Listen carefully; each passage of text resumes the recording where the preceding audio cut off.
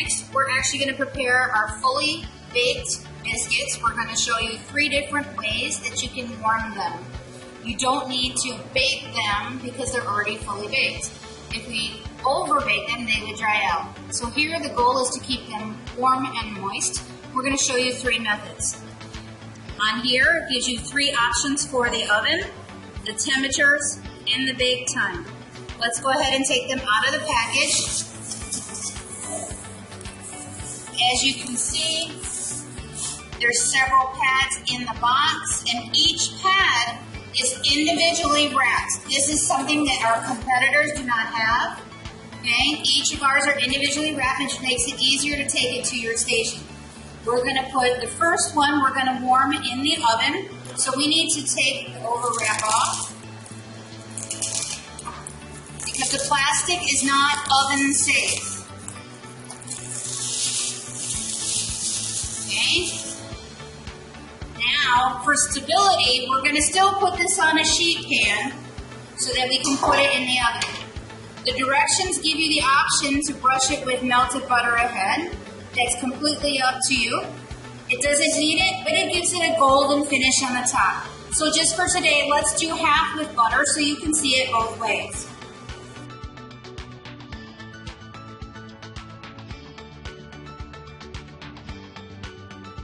And there's also popular liquid butter that's already in a jug. You can use that just as well. Many restaurants use that.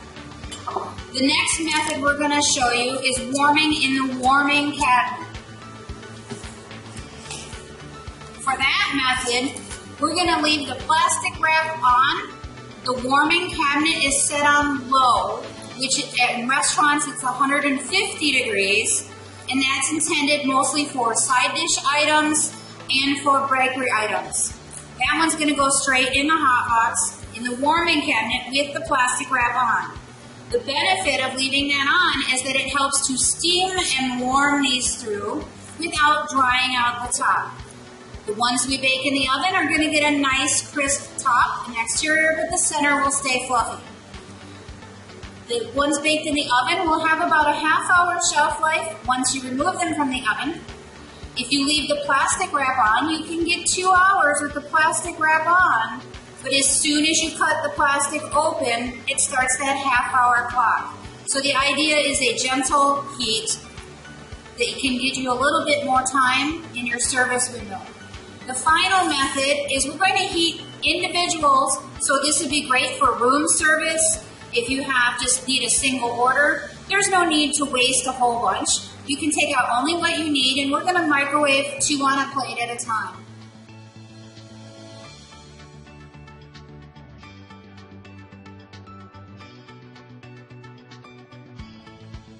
So that we don't dry out the whole pad, we only cut one side.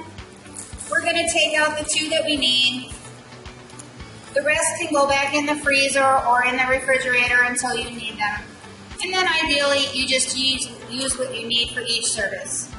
Let's go ahead and put these in each warming, the oven, the warming cabinet, and the microwave, and we'll be right back. The first pan we're going to bake is in the convection oven at 325 degrees. It's for 6 to 8 minutes.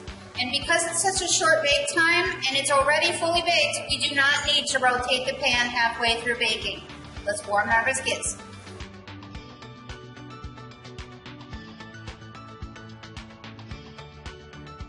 Next, we'll warm the biscuits in the warming cabinet. We left the plastic overwrap on. Our warming cabinet is set on low. We verified how warm it is.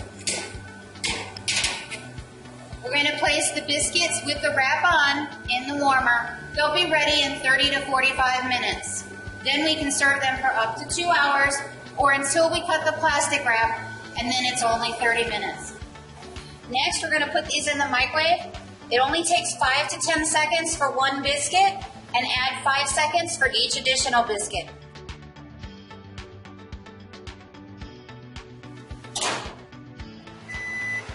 Once it's done, you'll know these are done if they're warm to the touch. Because they're fully baked, it only has to be as warm as you like it. Remember, if you're going to serve these, then they're going to add additional heat when you put them up in the window with the rest of your plate. The timer went off. Let's go ahead and check and see if our fully baked biscuits are now warm. You can see the difference between the ones that we brushed with the butter ahead and the ones that we left plain. Okay, they are soft for the touch. And let's check the internal temperature.